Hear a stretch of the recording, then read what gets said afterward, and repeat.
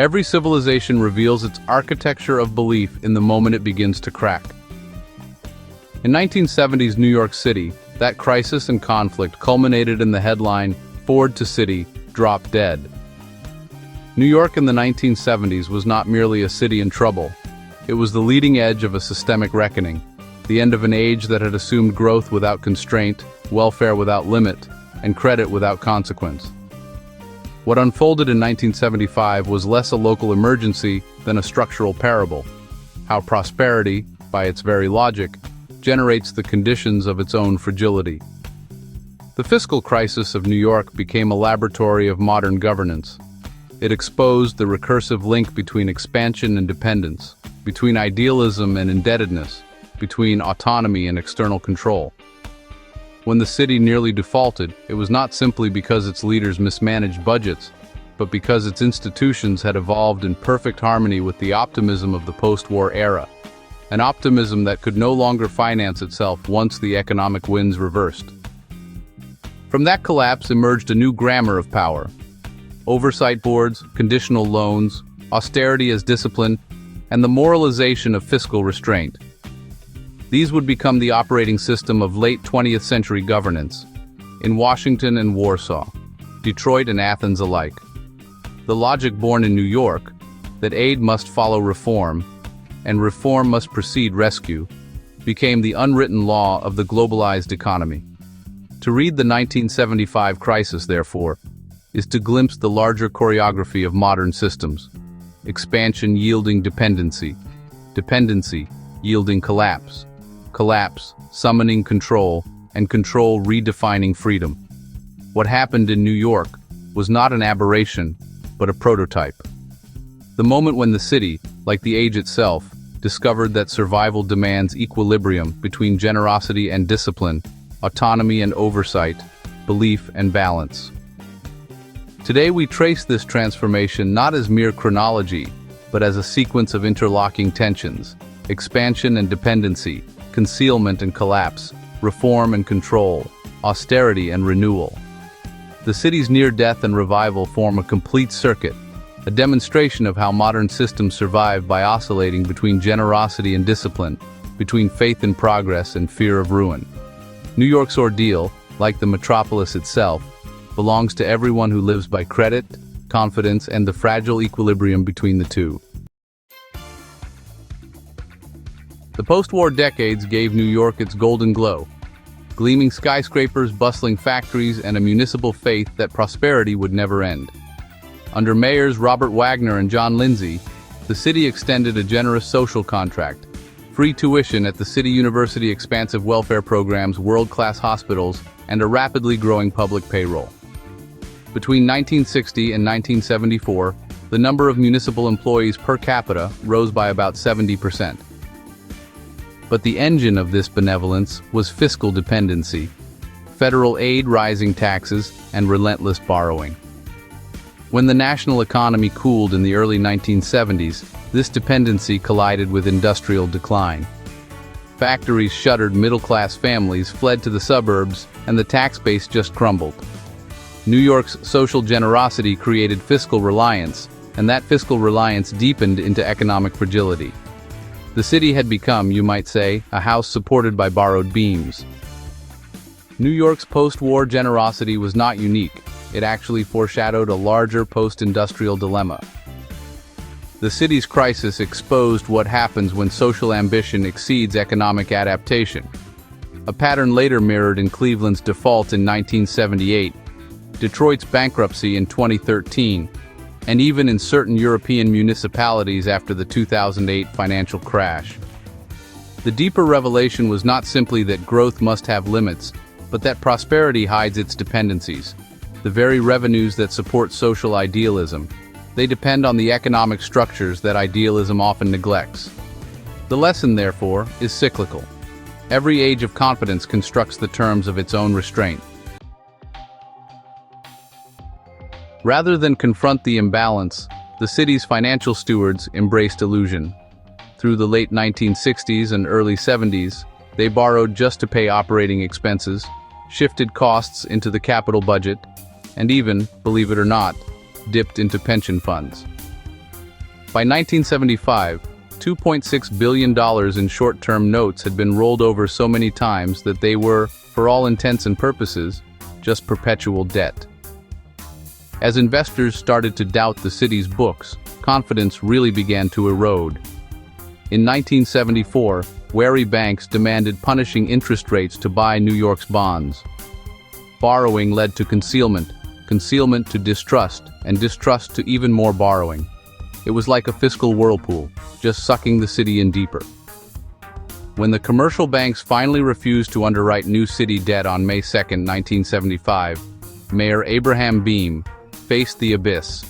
A payroll he just couldn't meet, services he couldn't pay for, and a city that was poised to default. The fiscal whirlpool that engulfed New York became a model case for the dangers of accounting illusion.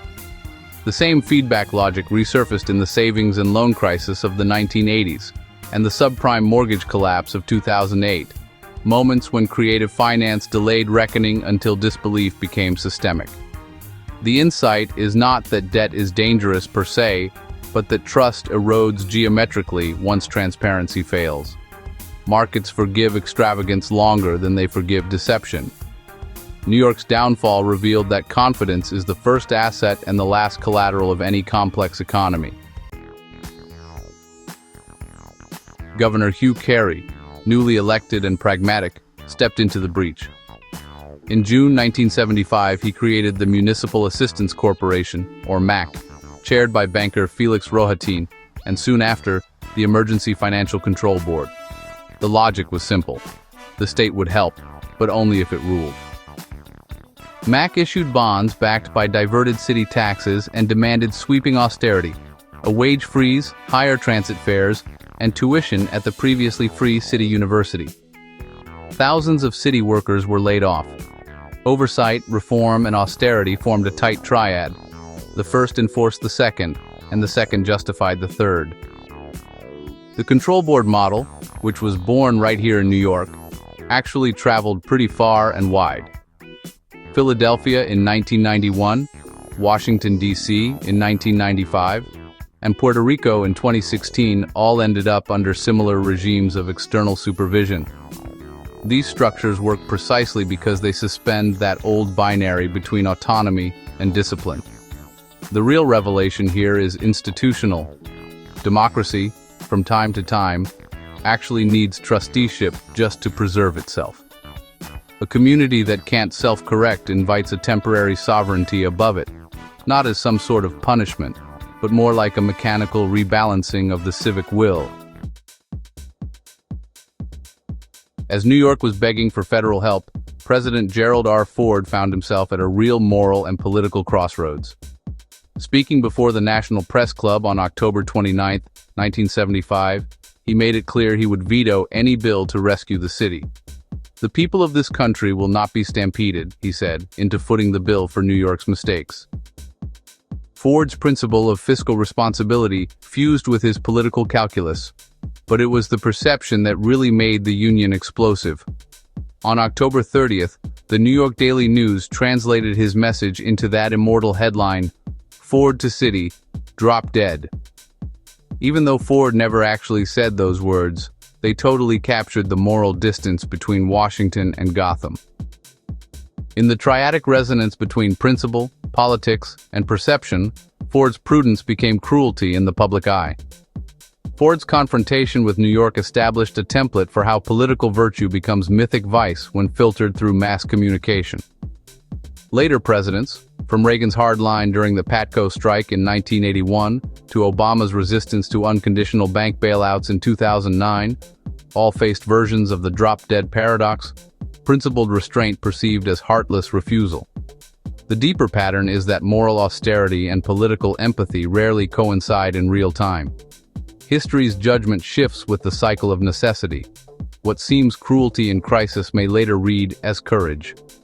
Of course, the inverse is also true, and New York's example shows us that a plan for reform is needed to transform austerity from cruelty to workable constraints.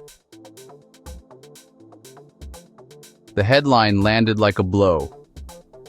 Panic rippled through City Hall, fear swept the boroughs, and yet from despair came defiance. Public employees, teachers, police, sanitation workers, who had already sacrificed wages and even invested pension funds to keep the city afloat, now took to the streets. Union leader Albert Shanker's dramatic October 17th pension investment of $150 million had bought the city mere days of survival. Now his members and others carried drop-dead Ford buttons through the avenues. Fear bred protest, and protest bred a fragile civic solidarity. New Yorkers refused to die quietly. The spontaneous solidarity of 1975 prefigured later civic awakenings, from solidarity in Poland to Occupy Wall Street and Black Lives Matter, moments when fear and grievance condensed into a moral identity. The resonance of New York Fights Back endures because it proves that solidarity is not born of comfort, but of common peril. Every metropolis that rediscovers itself under siege reenacts this pattern. Resistance converts despair into belonging, and belonging redefines survival as defiance. As Governor Carey slashed budgets and unions conceded further, Ford's stance softened. On November 26, 1975, he acknowledged that New York had begun to bail itself out. That same day, he announced a proposal for temporary federal loans, up to $2.3 billion, to be repaid annually with interest. Congress passed the New York City Seasonal Financing Act on December 9, 1975, averting bankruptcy.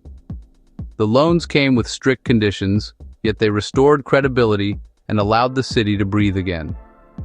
Here the sequence reversed. Internal reform generated solvency, which enabled federal support. It was a non-linear rescue. The city saved itself first, and only then was saved. The non-linear rescue of New York, reform first, assistance second, became the silent architecture of later interventions, from International Monetary Fund conditional lending in the 1980s and 90s, to the European Union's post-2008 austerity frameworks. The pattern suggests that external rescue is sustainable only when it ratifies internal transformation. Aid can delay collapse, but it cannot replace the moral economy of reform. The revelation here is paradoxical. Salvation is most enduring when it arrives disguised as the demand to save oneself. Austerity now ruled New York. Under state supervision, budgets balanced annually. Services were cut to the bone. Between 1975 and 1977, 67,000 municipal jobs vanished. Class sizes swelled, firehouses closed, and the once free City University of New York now charged tuition. Yet within the pain, discipline bred stability, and stability allowed recovery. By 1977, under Mayor Ed Koch, the city achieved its first balanced budget in years. By the early 1980s, credit ratings improved, and Wall Street boomed. The triad, austerity, stability, revival, formed a self-reinforcing equilibrium that redefined the modern fiscal city. The equilibrium New York forged through austerity prefigured the fiscal conservatism that dominated the late 20th century. Balanced budget amendments, privatization drives, and the notion of fiscal discipline as a civic virtue. Yet the revival of the 1980s also revealed the cost: widening inequality and eroded public infrastructure. The lasting insight is really dialectical. Stability purchased through contraction breeds future volatility. Every society that trims itself into balance must later confront what it has cut away: capacity, compassion, or imagination. The aftermath transcended the balance sheets. Washington's reluctant aid became the precedent for conditional rescue. New York's ordeal fostered a new creed of self-reliance, and the headline "Drop Dead" became myth, retold in classrooms and campaigns. In 1978, President Jimmy Carter extended long-term federal loan guarantees, but no city since has received comparable help.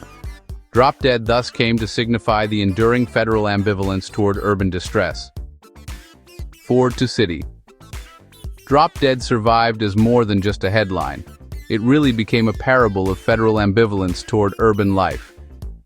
Each crisis that followed, Katrina's devastation of New Orleans, Flint's water emergency, the fiscal strains during the pandemic, all of them reopened the same old question: Just how far will the nation go to extend its care to its cities? The myth endures because memory itself actually performs a political function. By retelling stories of abandonment, cities reaffirm their identity as survivors. The real revelation here isn't just cynicism, but continuity. It's the realization that self-reliance and collective memory are the twin currencies of urban endurance. From expansion to dependency, then from dependency to collapse, and from collapse to reconstitution, New York's near-death experience traced a complete logical arc: expansion, dependency, and collapse, to control, reform, and solvency, and then to austerity, stability, and finally, revival.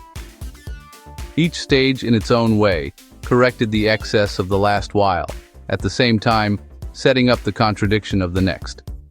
Beneath all the headlines and heroics, the city was really living out a philosophical truth. Survival depends on this dynamic balance between generosity and restraint, autonomy and accountability, pride and humility. New York did not die in 1975. It learned, through the dialectic of collapse and recovery, how to live within limits without surrendering its defiant soul. Across all these echoes, Cleveland, Detroit, Puerto Rico, the Eurozone, and the crises yet to come, the deeper lesson of 1975 emerges. Systems survive not by avoiding contradiction, but by learning to oscillate within it. New York's crisis was not an aberration, but a rehearsal for the rhythm of modern governance. The swing between expansion and restraint, autonomy and oversight, empathy and discipline. Each triadic tension endures because it is structural, not circumstantial. The revelation is therefore not that New York was saved, but that cities live by the same logic as consciousness itself. They reform only when the cost of illusion exceeds the pain of truth, and they recover not through rescue, but through recognition. If New York's near death revealed the logic of interdependence, it also posed a question that still remains unanswered. Can we act before collapse makes reform inevitable? Every generation inherits not the security of solvency, but the illusion of permanence. The same triads that once bound Manhattan, ambition, credit, and trust, now bind nations, markets, and even the climate itself. We borrow not only money, but time, consuming tomorrow's stability to preserve today's comfort. The lesson of 1975 is no longer municipal. It is civilizational. When belief in endless expansion collides with the limits of the real, societies face the choice that confronted New York: to correct themselves by reason or by crisis. The city's survival proved that reform born of necessity can still create renewal, but it also showed the cost of waiting until necessity rules. What then should we do? We must recover the discipline without surrendering the imagination, to rebuild systems that measure success not only in balanced ledgers, but in sustained trust. We must design economies, cities, and institutions that anticipate correction rather than collapse, that treat transparency as infrastructure and foresight as the new form of compassion. The call is simple, though its fulfillment is not: to learn from the logic before we are forced to live it again. New York's ordeal was a rehearsal. Ours need not be the encore.